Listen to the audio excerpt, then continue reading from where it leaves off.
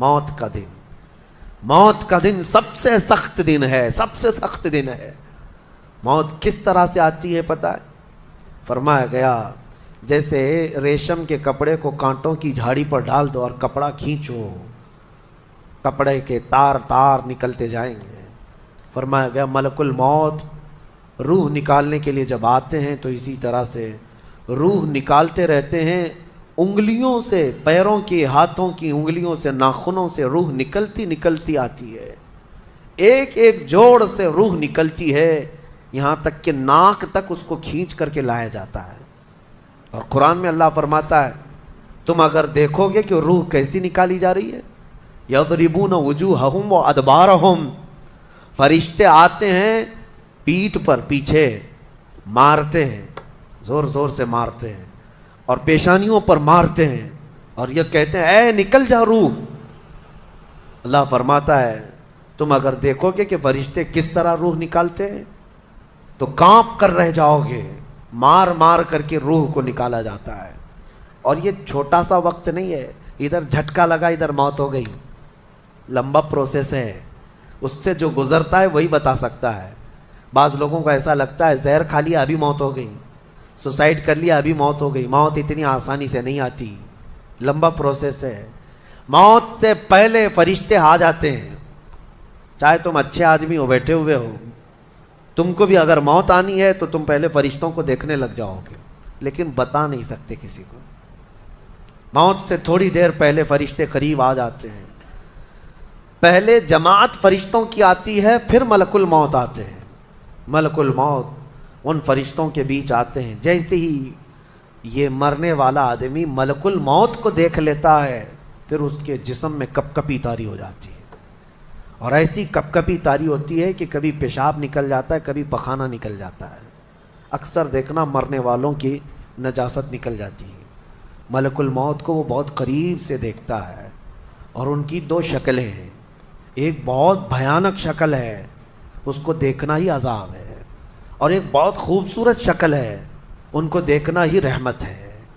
وہ نیک بندوں کی روح نکالنے کے لیے جب جاتے ہیں تو خوبصورت شکل میں جاتے ہیں، اور جب گنہگاروں کی روح نکالنے جاتے ہیں تو بھیانک شکل میں جاتے ہیں، اور ان کو دیکھتے ہی مرنے والے کا جسم پیلا پڑ جاتا ہے، پیشانی اکھڑ جاتی، آنکھیں پھٹی رہ جاتی، اور پھر خرخرا آنے لگ جاتا ہے، یعنی خر کی آواز تیز ہو جاتی ہے۔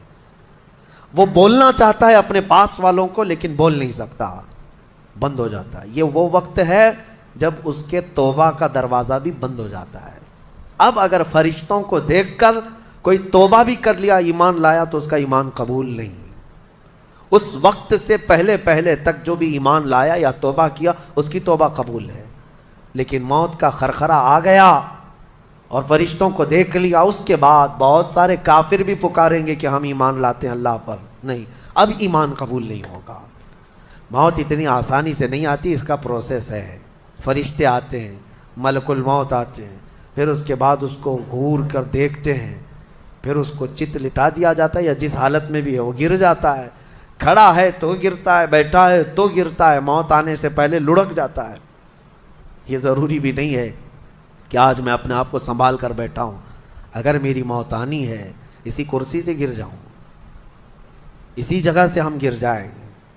اور اس کے بعد ملک الموت روح کھینچنا شروع کرتے ہیں، پیروں کے ناخنوں سے لے کر، ہاتھوں کے ناخنوں سے لے کر، اس کے جسم کے ہر حصے سے لے کر ناک تک کھینچتے ہوئے لاتے ہیں، اور اس کے بعد جب پوری روح نکل جاتی ہے وہ لے کر کے چلتے رہتے ہیں، اور مردہ ان کو جاتے ہوئے دیکھتا رہتا ہے۔ آنکھیں سب سے لاسٹ میں کھلی رہتی، کسی بھی مرنے والے کی آنکھیں بند نہیں رہتی، کھلی رہتی، وہ دیکھتا رہتا ہے۔ اسی لیے حدیث پاک میں ہے جب کسی کی روح نکل جائے تو سب سے پہلے تم اس کی آنکھیں بند کر دو، ہمیں بند کرنا ہوتا ہے، اور اس کے بعد منہ بھی کھلا رہ جاتا ہے، منہ اوپن رہ جاتا ہے، فرمایا گیا منہ کو دبا کر بند کر دو۔ یہ سب نشانیاں ہیں میرے عزیزوں موت کی سختیوں کی۔ آپ کو پتہ ہے جب رسول کریم صلی اللہ تعالیٰ علیہ وسلم کی وفات آئی، اللہ اکبر، نزع کا عالم اتنا سخت تھا کہ بار بار حضور اکرم صلی اللہ علیہ وسلم کو پورے پانی کے مٹکے انڈیل دیے جا رہے تھے، 3 مٹکے حضور پر انڈیل دیے گئے، موت سے پہلے، اور حضور اس کے بعد تھوڑا آرام محسوس کرتے اور پھر شدت کا بخار، اور وہ آخری وقت تھا جب حضرت فاطمہ آپ کے پاس آئی تھی، حضور نے ان کے کان میں بتا دیا، وہ رونے لگ گئی۔ کیا کہا تھا؟ حضرت فاطمہ کہتی ہیں حضور نے فرمایا اے فاطمہ اب میں جا رہا ہوں، میرا آخری وقت ہے۔ پھر ایک دوسرے کان میں ان سے کہا میرے خاندان میں سے سب سے پہلے تم مجھ سے ملنے والی۔ آج یوم فاطمہ بھی ہے، سیدہ کائنات کا آج یوم وصال ہے، 4 رمضان المبارک۔ تو رسول کریم صلی اللہ تعالیٰ علیہ وسلم حضرت عائشہ صدیقہ کے سینے سے سر لگا کر لیٹے ہوئے تھے۔ حضرت عائشہ فرماتی ہیں سنو، مجھے پتہ ہی نہیں تھا، حضور حضرت عائشہ سے زیادہ محبت کرتے تھے، اسی لیے آخر وقت میں حضرت عائشہ کے ہی حجرے میں رہنے لگے، باقی دوسری بیویوں کے یہاں نہیں جاتے۔ حضرت عائشہ کہتی ہیں میں حضور اکرم صلی اللہ تعالیٰ علیہ وسلم کو کبھی مسواک دے رہی، کبھی پانی کے چھڑکاؤ کر رہی۔ تھوڑی دیر کے بعد حضور اکرم صلی اللہ تعالیٰ علیہ وسلم لیٹے لیٹے اسی طرح رہ گئے۔ حضرت عائشہ کہتی ہے میرے سینے پر حضور کا سر تھا، وہ اتنا بھاری ہو گیا مجھے لگتا تھا کہ میری پسلیاں ٹوٹ جائیں گی۔ یہ حضرت عائشہ کہتی ہیں مجھے ایسا لگتا تھا کہ میری پسلیاں ٹوٹ جائیں گی۔ ہوا کیا تھا؟ حضرت عائشہ فرماتی ہیں دروازے پر جبرائیل امین آئے، روح نکلنے سے پہلے کی بات ہے۔ حضرت عائشہ فرماتی ہیں حضور کے پاس جبرائیل آخری بار آئے، وہ غمگین حالت میں آئے یا جس حالت میں ہو۔ حضرت رسول کریم صلی اللہ علیہ وسلم سے عرض کرنے لگے یا رسول اللہ دروازے پر موت کا فرشتہ کھڑا ہے، آپ کی اجازت چاہتا ہے، اگر آپ اجازت دے دیں تو وہ آئے گا اور آپ کی روح پاک کو اللہ کے حضور لے جائے گا۔ اور یا رسول اللہ آج سے پہلے اس فرشتے نے کسی سے اجازت نہیں لی اور قیامت تک کسی کی روح نکالنے کے لیے وہ اجازت لے گا بھی نہیں، یہ صرف رسول پاک کی خصوصیت تھی۔ حضور نے فرمایا آنے دو۔ ملک الموت آئے اور جب حضور کی اجازت سے روح نکالی تو حضرت عائشہ کہتی ہیں اتنا بھاری ہو گیا تھا سر کہ مجھے لگتا تھا کہ میری پسلیاں ٹوٹ جائیں گی سینے کی۔ اور اس کے بعد حضرت عائشہ فرماتی ہیں میں نے حضور کے سر مبارک کو نیچے کی طرف کیا، مجھے پتہ بھی نہیں تھا کہ حضور کا انتقال ہوا، میں حضور اکرم صلی اللہ علیہ وسلم سے باتیں کرنے میں مصروف تھی۔ اسی میں حضرت ابوبکر صدیق حجرے میں آئے، پوچھا عائشہ کیا حال ہے حضور کا؟